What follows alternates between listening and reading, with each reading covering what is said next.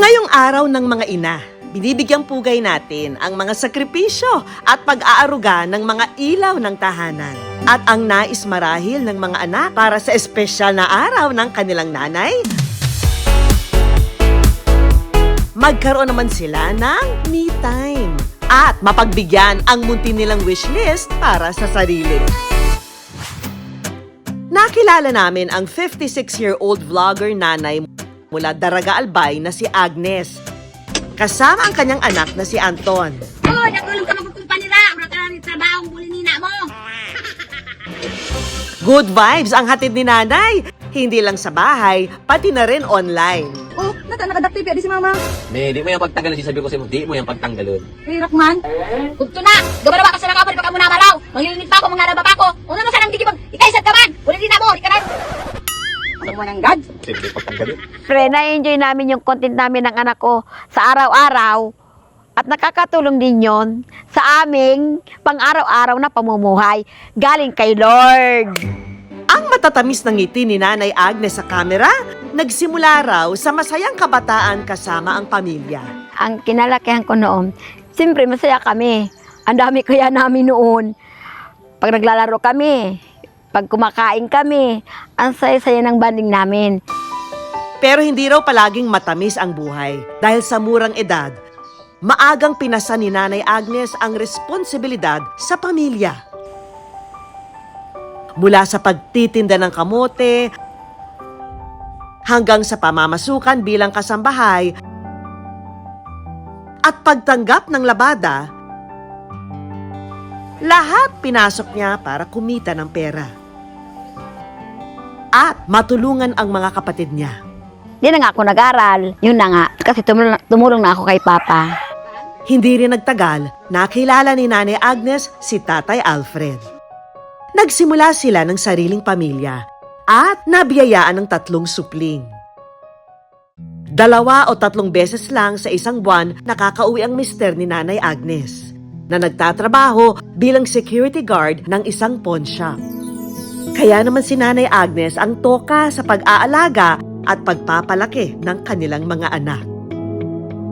Sa loob ng 28 years, hindi kami nag-awa, hindi kami naghiwalay. Yan ang pinaka-pasalamat ko sa asawa ko.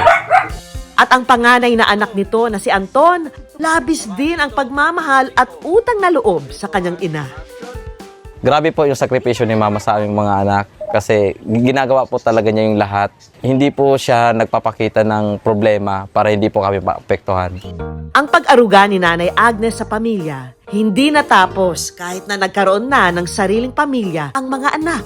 Yung bagay po na sobrang thankful ako kay mama nung nagkaroon na po ako ng anak. Kasi pag umalis po kami, siya po yung nag-aalaga, tapos siya po yung naging pangalawang nanay ng anak ko. Mahirap man daw ang buhay, mayaman naman daw si Nanay Agnes sa pagmamahal ng mahabang listahan ng mga itinuturing niyang anak mula sa mga kapatid, mga anak hanggang sa apo. At para may energy sa pag-aalaga, kailangang healthy ang kalusugan.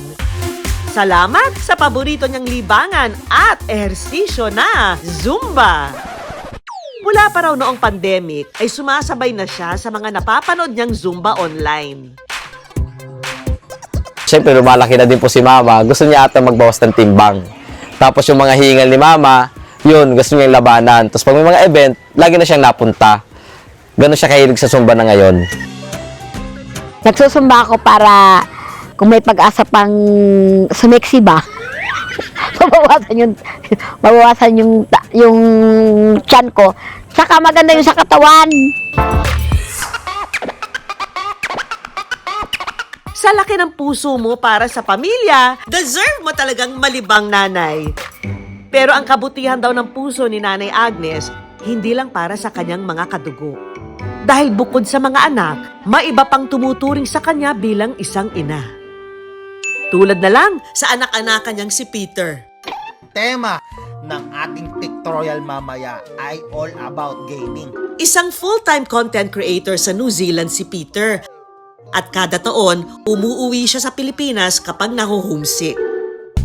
At sa kanyang pagbabakasyon sa Pilipinas, nakilala niya ang anak ni Nanay Agnes na si Anton. Kumbaga pinapanood niya na ako dati, tapos siguro nun gusto niya rin mag-vlog, kaya kami na naging close. Tapos nag-meet po kami sa Bicol, hanggang sa naging magbarkada na kami. At dahil malapit na nga lang ang bahay niya kina Anton, Digdi sa Bicol, panagtaram kang ma! Ano na naman sa imo? Puro ka mama! Huwag may pag-aagad ka! Mama! nakagawian na niyang bumisita sa bahay nila tuwing umuuwi ng bansa na naging daan para makilala niya rin ang ina ng kaibigan.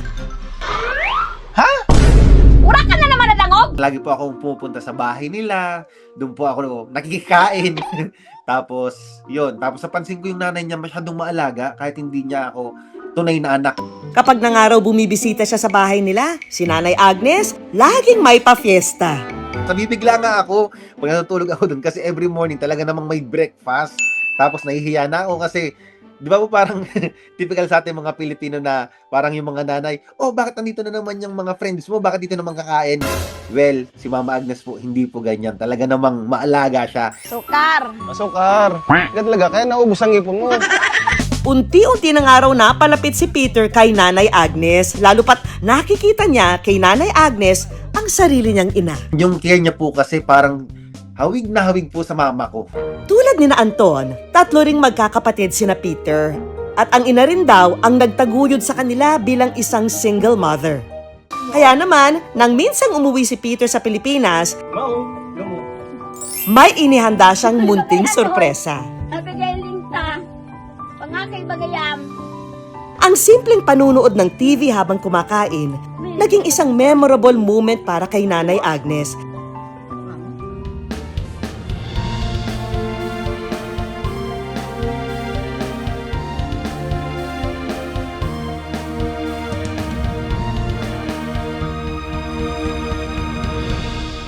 Doon na po pumasok sa isip ko na what if bigyan ko siya ng rubber shoes, i-surprise ko siya para naman ma-enjoy niya yung hilig niya sa pagsusumba.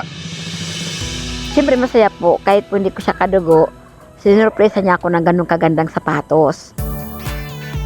At hindi lang yan, bukod sa pa-Zumba shoes, sinamahan din ni Peter si Nanay Agnes na sumali sa Zumba.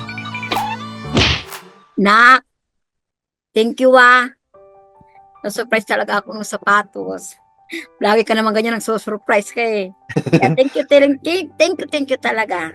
Maliit na bagay na kasi para kasi sa akin, ang gusto ko lang naman is palagi kayo nakangiti kahit halos wala na kayong ngipin. Joke! Hoy, pag-uwi mo ulit dito, may ngipin ako. Thank you very much kasi ikaw yung naging second nanay na yan.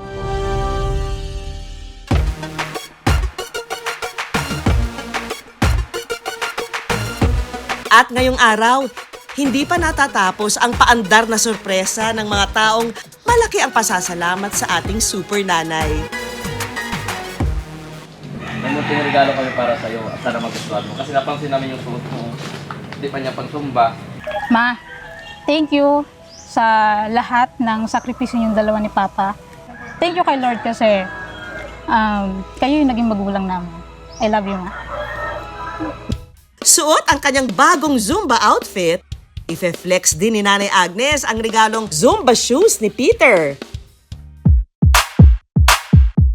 Pwedeng-pwede nang humataw.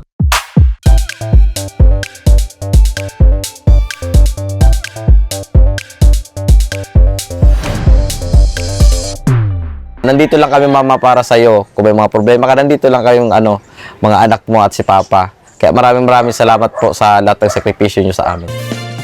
Hindi kailangang isang tabi ang sarili para maging mabuting ina. Tulad ni Nanay Agnes, kailangan ding alagaan ang sarili para mas maalagaan mo ang iyong pamilya, pati na rin ang iba.